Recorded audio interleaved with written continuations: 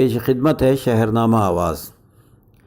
اپنے کو خوبصورت رکھنے اور دکھانے کا انسان کو کتنا شوق ہوتا ہے، خصوصی طور سے خواتین میں یہ شوق جنون کی حدوں کو پار کر چکا ہے۔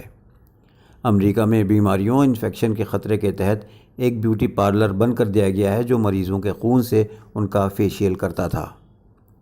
البوکرکی نیو میکسیکو میں واقع ایک ایسے بیوٹی پارلر کا انکشاف ہوا ہے جہاں ویمپائر فیشیل ہو رہا تھا اور اس کا نام VIP اسپا رکھا تھا۔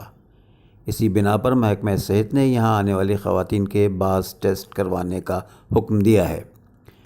New Mexico department of health نے بیوٹی پارلر بند کرنے کے بعد یہاں آنے والی ان خواتین کو طبی ٹیسٹ کروانے کا مشورہ دیا ہے جنہوں نے اپنی خوبصورتی کو بڑھانے کے لیے خونی جتن بھی کیے تھے۔ کاسمیٹک اور بیوٹی پارلر حلقوں میں ویمپائر فیشیل ایک نیا رجحان ہے جسے کئی شخصیات بشمول کم کرڈیشین نے مشہور قرار دیا تھا۔ اس میں سوئی سے فیشیل کرانے والی خواتین کا خون نکالا جاتا ہے اور خون میں سے پلازما الگ کر کے چہرے پر لگا دیا جاتا ہے۔ خیال ہے کہ پلازما میں موجود پروٹین جلد کو خوبصورت اور ہموار بناتی ہے۔